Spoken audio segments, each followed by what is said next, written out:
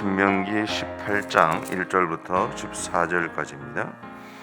제가 가지고 있는 성경으로는 289페이지에 있습니다. 구약성경 289페이지에 있는 신명기 18장 1절부터 14절까지입니다.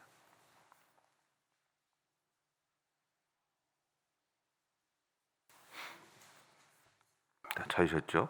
우리 한 절씩 교도하겠습니다. 레위 사람 제사장과 레위의 온 지파는 이스라엘 중에 분깃도 없고 기업도 없을지니 그들은 여호와의 화제물과 그 기업을 먹을 것이라.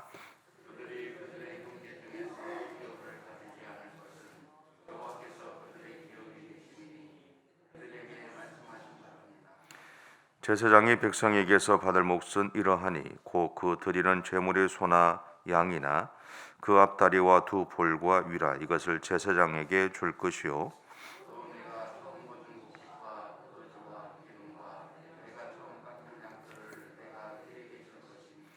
이는 내 하나님 여호와께서 내 모든 지파 중에서 그를 택하여 내시고 그와 그의 자손에게 항상 여호와의 이름으로 서서 섬기게 하셨음이니라.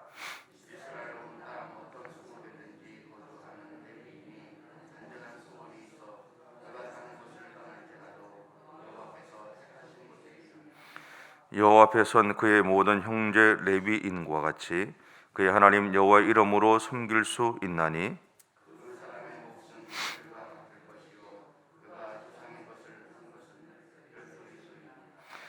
내 하나님 여호와께서 내게 주시는 땅에 들어가거든 너는 그 민족들의 가증한 행위를 본받지 말 것이니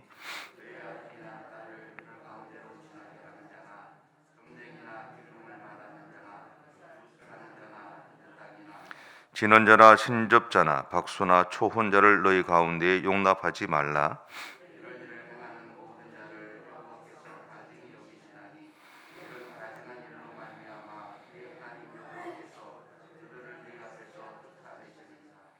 너는 내 하나님 여호와 앞에서 완전하라.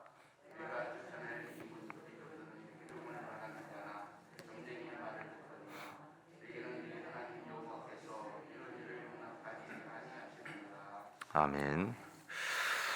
오늘 본문은 두 가지 이야기를 합니다. 1절부터 8절까지와 이제 9절부터 이제 14절까지인데 첫 번째는 이제 가나안 땅에 레위 사람들의 분깃이 없다라는 얘기입니다. 그 이유에 대해서 이 2절이 말을 하는데요. 2절 우리 같이 한번 더 읽겠습니다. 시작. 그들의 형제 중에서 기업을 가지지 않을 것은 여호와께서 그들의 기업이 되심이니 그들에게 말씀하심 같으니라. 이 본문을 현대의 성경에서는 이렇게 번역합니다. 제가 읽어볼게요. 그들이 다른 지파와는 달리 땅을 분배해 받지 않는 것은 여호와께서 그들에게 약속하신 대로 여호와 자신이 그들의 재산이 되시기 때문입니다. 그러니까 왜 하나님은 레위 사람들의 분깃으로 자기 자신을 주셨을까라는 거죠. 그것은 아마도 그들에게 그들이 맡은 일에 답이 있다는 거죠. 그들에게 주어진 사명은 먼저 하나님 앞에 예배를 드리는 겁니다. 물론 그들은 자기 자신을 위해서 이제 예배를 드렸죠. 그렇지만 그들에게 있어서 가장 중요한 역할은 백성들을 대신해서 하나님에게 예배를 드리는 것이었습니다. 또한 백성들에게 자신들의 하나님에 대해서 계속 가르쳐야 했습니다. 그 이유는 백성들이 자신들의 정체성이 무엇인지를 알게 하기 위해서라는 거죠. 우리도 자녀들을 키울 때 보면 신앙으로 키울 때는 항상 늘 말씀을 가르치고 또 하나님에 대해서 이야기를 하게 되고 또 늘 자녀들 위해 기도를 해주고 그러시잖아요. 근데 우리도 모르게 우리는 아이들에게 그렇게 계속 하나님에 대해서 알게 하고 또 우리가 하나님 앞에 예배를 드리기 위해서 예배당에 모여서 예배를 드리고 또 같이 교제하고 그런 과정들이 사실은 우리 안에서 계속 이루어지고 있는 하나님에 대한 이야기들을 우리도 모르게 계속 반복해서 알게 되는 그런 과정들입니다. 레위 사람들에게는 백성들이 그렇게 하나님에 대해서 또 자기들이 어떤 존재인지에 대해서 가르치는 것이 중요했어요. 왜냐하면 백성들은 이스라엘 백성들은 하나님의 백성이죠. 오늘 우리도 하나님의 백성인 것처럼. 그리고 그들은 하나님의 자녀였어요. 하나님이 다스리는 나라에서의 삶을 살아가는 사람들이었습니다. 레위 사람들은 이것을 백성들에게 알게 해야 했다라는 거죠. 그리고 백성들이 이것을 인정하게 해야 하는 사명이 그들에게 있었다라는 겁니다. 그러다 보니 당연히 그들은 하나님에게 민감하게 반응할 수 있어야 했습니다. 이것을 위해서 그들은 하나님이 아닌 다른 것에 마음을 빼앗길 수 있는 요소를 그들의 삶에서 배제해야 했던 것입니다. 다시 말해 저는 그 모양이라도 보리라고 말했던 것처럼 레위 사람들에게는 자신들의 삶의 현장에서 하나님이 아닌 다른 것에 관심을 가지게 만들 수 있는 것들을 제거해야 했습니다. 이것이 그들에게 땅에서 유산이 주어지지 않은 이유였을 겁니다. 그리고 하나님만이 그들의 유일한 분깃이 되어 주셔야만 했던 이유이기도 하죠. 이것을 3절부터 5절에서는 이렇게 표현하고 있는데요. 같이 한번 읽어보겠습니다. 3절부터 5절까지입니다. 시작. 제사장이 백성에게 받을 몫은 이러하니 곧 그 드리는 제물의 소나 양이나 그 앞다리와 두 볼과 위라. 이것을 제사장에게 줄 것이요 또 네가 처음 거둔 곡식과 포도주와 기름과 내가 처음 깎은 양털을 내가 그에게 줄 것이니 이는 내 하나님 여호와께서 내 모든 지파 중에서 그를 택하여 내시고 그와 그의 자손에게 항상 여호와의 이름으로 서서 섬기게 하셨음이니라. 과거 레위 사람들에게 주어졌던 이런 역할이 오늘날에게는 누구에게 있을까요? 첫 번째 생각나는 사람들이 목회자들이잖아요, 그렇죠? 목회자들에게는 성도들이 어떤 존재인지, 하나님 앞에서 어떤 존재인지를 가르쳐야 될 사명이 있어요. 그리고 성도들이 하나님 앞에서 어떤 신앙의 삶을 살아가야 하는지를 알려주기도 해야 되고, 또 동시에 예배자로서 서야 될 이유이기도 하지요. 또 예배를 드릴 수 있도록, 나만 드리는 것이 아니라 성도들도 함께 드릴 수 있도록 그 예배 통로가 되는 역할들을 해야 되는 것이 목회자에게 주어진 역할입니다. 동시에 두 번째는요, 교회에서 봉사하거나 교회를 세우는 일을 하는 사람들에게도 있습니다. 예를 들면 이런 거죠. 교회에서 봉사하는 분들 중에 보면 찬양대원도 그게 되고요. 방송실에서 이렇게 음향을 돕는 분들도 되고요. 안내하시는 분들도 되고, 우리는 헌금위원들이 따로 없지만 헌금위원들도 되고요. 성체를 준비하는 사람들도 되고, 교회에서 크고 작은 역할들을 섬기고 있는 사람들이 다 돼요. 가장 중요한 것은 뭐냐 하면 오늘 하나님 앞에서 예배를 드린 우리 자신에게도 그 역할이 있다라는 거죠. 베드로전서 2장 9절에 보면 이렇게 말하고 있습니다. 그러나 너희는 택하신 족속이요 왕 같은 제사장들이요 거룩한 나라요 그의 소유가 된 백성이니 이는 너희를 어두운 데서 불러내어 그의 기이한 빛에 들어가게 하신 이의 아름다운 덕을 선포하게 하려 하심이라.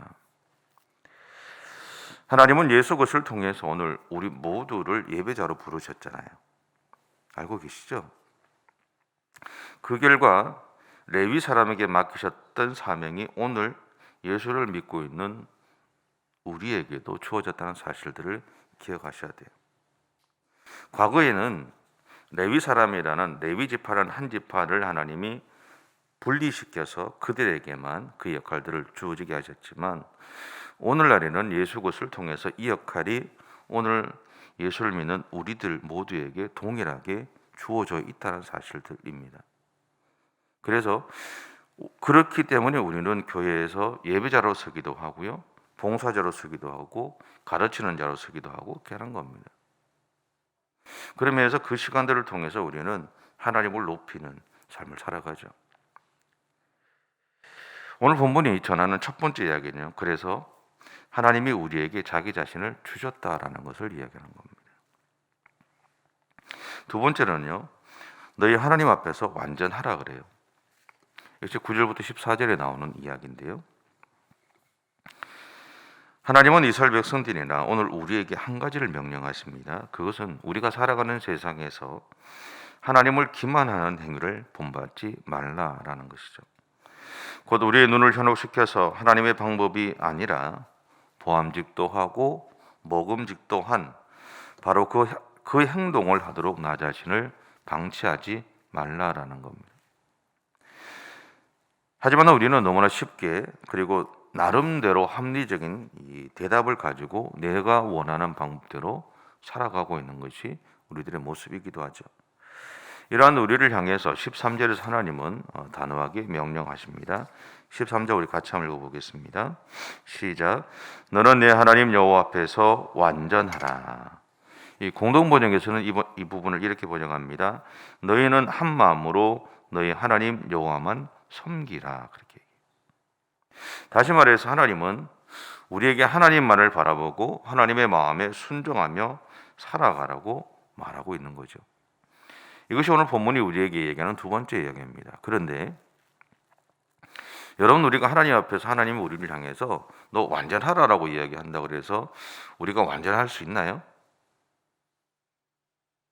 없어요. 불가능하죠. 그래서 우리에게 하나님이 그분 자신을 우리에게 주신 거예요. 우리는 완전할 수 있는 방법이 하나도 없어요. 그래서 예수 그리스도가 오늘 우리에게 오신 거예요. 그분을 통해서 우리는 하나님의 거룩하심을 닮아갈 수 있는 길을 갖게 되는 것이고, 우리가 살아가는 매일매일의 삶들 속에서 내 마음이 아닌 하나님의 마음에 순종하기 위한 어떻게 보면 거룩한 싸움들을 매일매일 싸워가고 있는 것이죠. 그래서 오늘 성경에서 우리에게 이야기하는 것, 하나님이 그분 자신을 우리에게 주셨다는 이야기와 우리를 향해서 너희는 완전하라고 하는 이야기는 너희의 부족함을 알기 때문에 오늘 내가 너희에게 찾아갔다라는 거죠. 그러니 오늘 또 너희에게 주어진 그 삶을 살아갈 때 하나님을 의지하고 나의 부족함을 인정하고 내 안에서 내 욕망과 내 마음과 싸우면서 하나님이 원하시는 그 삶을 살아내 가기를 하나님이 우리에게 요청하고 있다는 사실들을 기억하셨으면 좋겠습니다. 그 삶이 결코 쉽지 않다는 거 압니다. 살아보니 쉽지 않더라고요. 쉽지 않지만 저도 그렇고 여러분도 그렇고 오늘 하루도 그 사람들을 살아내기 위한 여러분 안에 있는 사랑 싸움, 그 사람들을 싸워 가셨으면 좋겠습니다. 기도하겠습니다. 사랑의 주님, 감사합니다. 오늘도 연약한 우리들을 사랑해 주셔서 감사하고 우리의 삶의 현장 가운데 항상 찾아와 주셔서 연약한 우리들을 하나님의 사람으로 살아갈 수 있는 용기를 주신 주님, 감사합니다. 오늘도 그 하나님을 온전히 의지하며 믿음의 자리에 서게 하시고 믿음의 선한 싸움들을 싸워가며 부족하지만 연약하지만 나약하지만 참 어리석지만 그럼에도 불구하고 우리를 통해서 그렇게 살아가고자 노력하는 우리를 통해서 오늘도 하나님 영광 받아 주시고 그런 우리를 통해 우리를 바라보는 사람들 중에 하나님을 향해 나올 수 있는 사람들이 생길 수 있도록 오늘도 우리를 그렇게 사용해 주시옵소서. 그렇게 오늘도 쓰임받는 우리의 삶이 되게 하시고 우리의 삶의 현장 가운데 우리와 함께 하신 하나님을 늘 느끼며 살아가는 우리 모든 성도들의 생애가 되어줄 수 있도록 하나님 인도해 주시옵소서. 감사드리며 예수님의 이름으로 기도드립니다. 아멘. 하늘에 계신 우리 아버지, 아버지의 이름을 거룩하게 하시며 아버지의 나라가 오게 하시며 아버지의 뜻이 하늘에서와 같이 땅에서도 이루어지게 하소서. 오늘 우리에게 일용할 양식을 주시고 우리가 우리에게 잘못한 사람을 용서하여 준 것 같이 우리 죄를 용서하여 주시고 우리를 심에 빠지지 않게 하시고 악에서 구하소서. 나라와 권능과 영광이 영원히 아버지의 것입니다. 아멘.